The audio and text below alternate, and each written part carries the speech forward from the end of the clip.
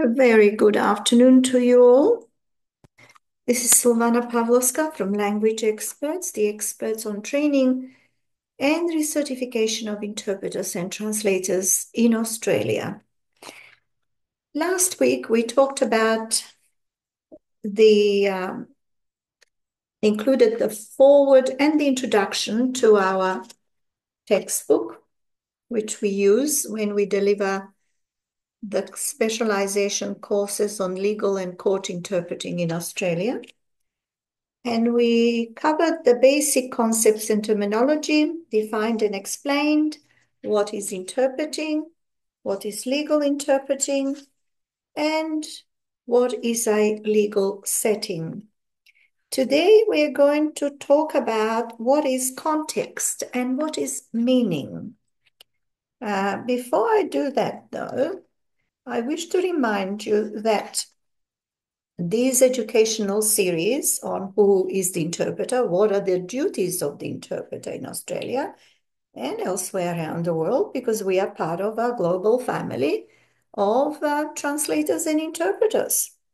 And we do run many courses and also competency units or modules, as we also call them, for recertification purposes, that is for points gathering, if that is what your purpose is, but also as refresher courses and preparatory courses for those who are wishing to become practicing interpreters and translators.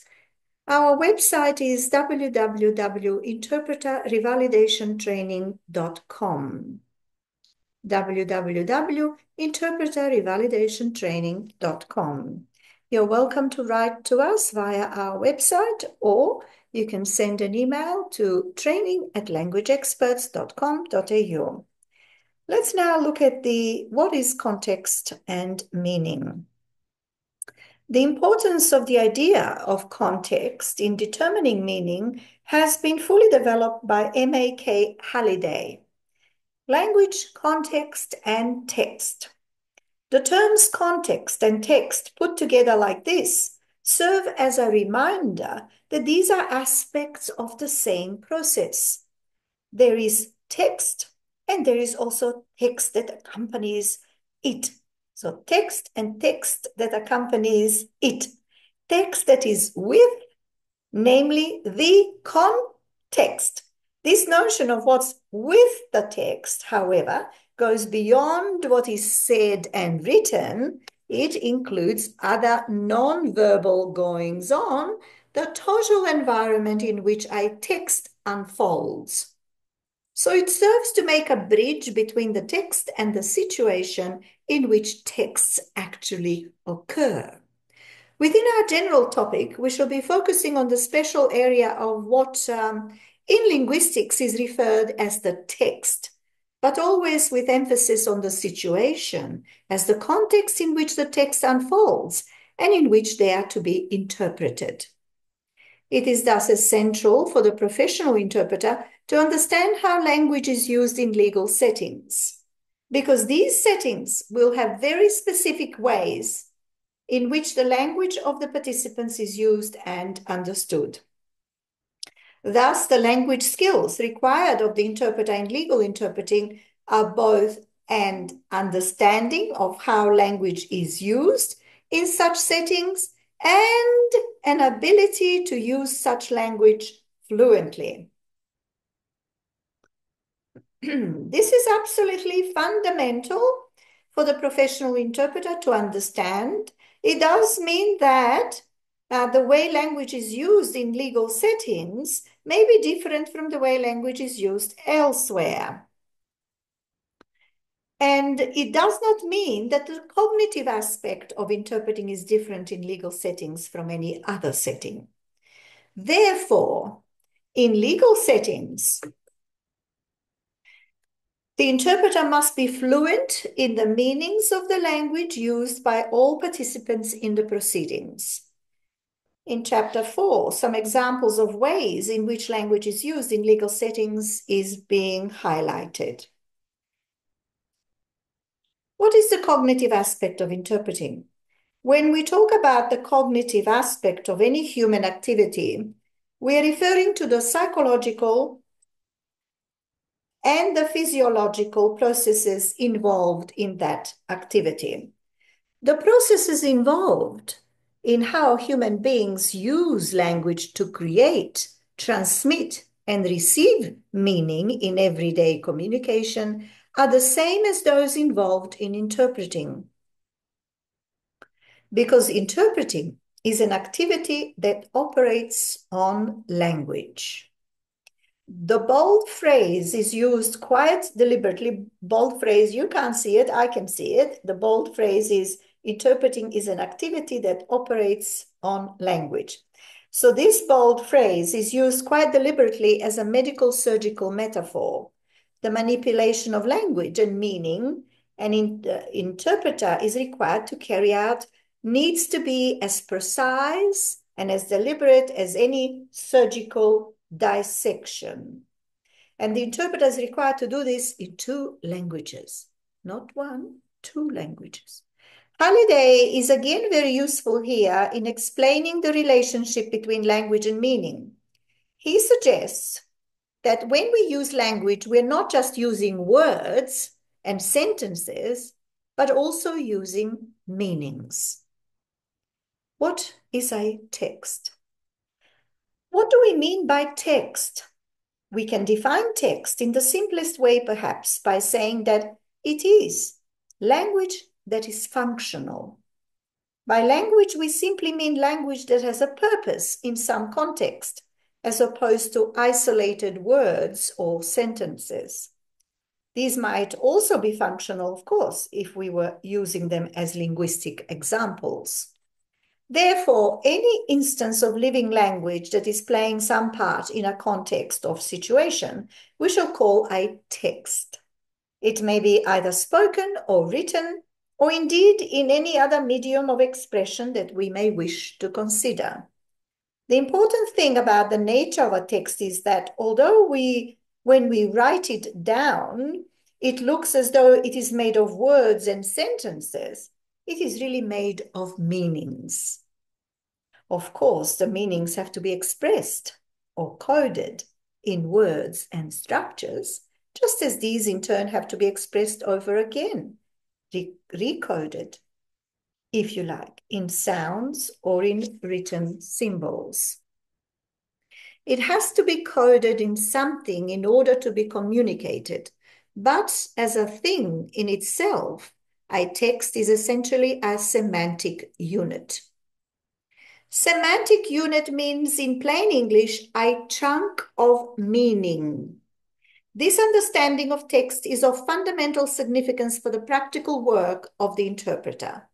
The spoken chunks we are expected to interpret are thus semantic units. That is, units of meaning, which cannot be broken down into their structural constituents without affecting the semantic unit overall. When we refer to the cognitive model of interpreting, we are talking about what the interpreter does with such semantic units and how they deal with them. A well-known schema representing the cognitive model of interpreting is that of John Henderson. Consecutive interpreting mode involves 1, hearing and comprehension, 2, analysis and note-taking, 3, reconstitution and interpretation. This schema has become universally accepted in the profession. It coincides completely with Halliday's view that spoken texts, which are what the professional interpreter works with, are semantic units. You will note that hearing and comprehension form one step in this schema. This is because interpreting, unlike translation, is an instantaneous activity. The interpreter who's unable to instantly comprehend the spoken chunk of meaning in the source language and already have a synonymous or analogous expression ready to go in the target language is going to be a slow, tentative, and hesitant interpreter. That sort that makes users of interpreter services hate using them. The importance of instant comprehension of meaning as soon as the speaker has uttered their chunk in the source language and having the analogous chunk of meaning in the target language ready to go cannot be stressed sufficiently. This is known as transfer competence, and it is the core professional skill and competency of the professional interpreter. It is the core skill and competency that differentiates the profession from all other language services. Everything else we can include in the professional interpreter's bag of tricks. It is secondary, ancillary, and indeed useless without this core competence. It is no accident that when Henderson lists the 7 principles of note-taking for consecutive interpreting, comprehension of the semantic unit comes first. Note the idea, not the word. It is ideas that constitute semantic meanings, as Halliday has pointed out.